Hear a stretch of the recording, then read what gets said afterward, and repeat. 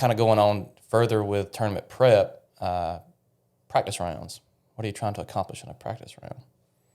I'm trying to hit quality golf shots. I'm not trying to make a shoot a score. I'm trying to really map out where I want to play that golf hole from. Correct. And I was going to bring this up real quick. Now, I use a golf course management system that's a little different than just the cliche sayings of, oh, you should hit. Like, I use the decade system. So I already have, with our yardage books, I already have it mapped out at 300 yards, fairways 23 yards wide. I'm not hitting a driver at 275. It's 38 yards wide. Like, I know before I even show up to the practice round, typically what my game plan is for what clubs I'm going to hit essentially on every shot. And it's all based off math. So it's based off of scoring averages from specific yardages based off PG Tour averages. So, I know that if there's a hole out there that is averaging, from 100 yards, 2.81 strokes, and then from 120 yards, it's averaging, 3.2. I'm going to try to hit it to the 100-yard mark. I'm not going to lay too far back. So I'm being super specific before I go into the practice round.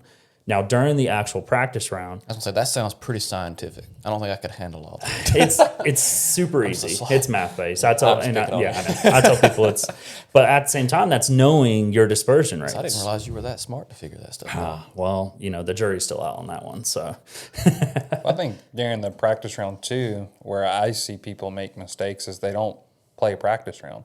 They play an 18-hole round of golf. I was going to say, now, I don't mind when I'm playing a practice round. Number one, like you mentioned, I'm there to figure out my strategy for each of the golf holes on the golf course and start to develop a game plan for what I want to do and how I want to approach the round of golf as a whole. Mm-hmm.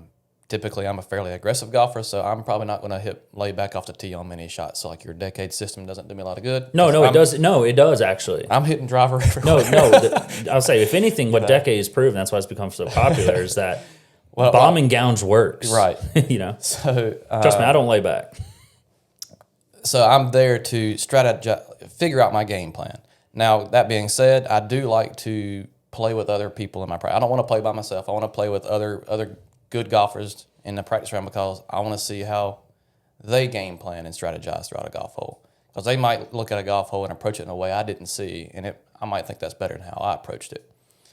So that helps me out as well, too. Plus, it just kind of helps you keep you loose.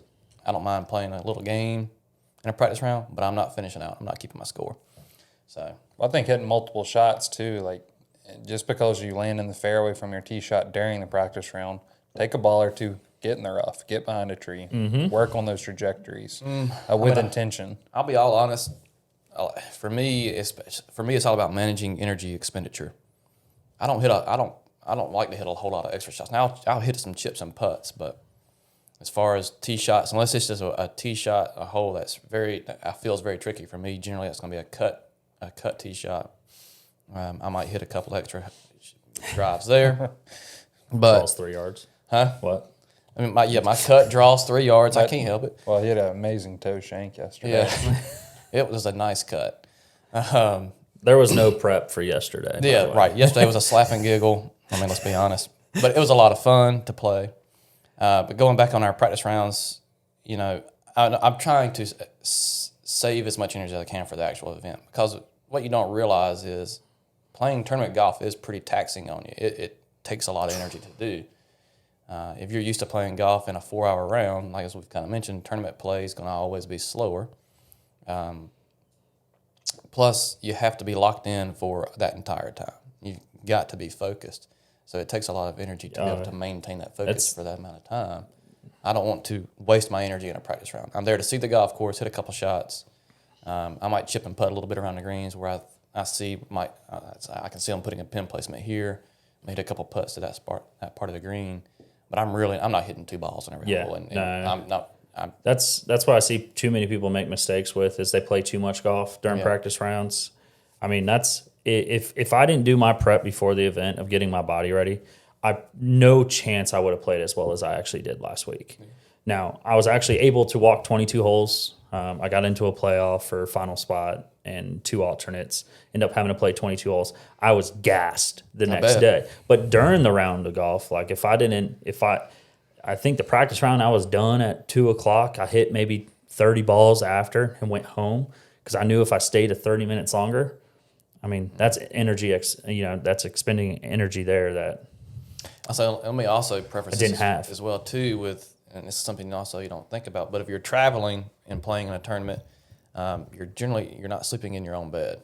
And I mean, I've said it before, like I don't sleep as well in a hotel room, so I'm not recovering and recuperating as much as I do normally. Except unless you're Louis Oosthuizen. you bring your mattress with you. I can't afford that.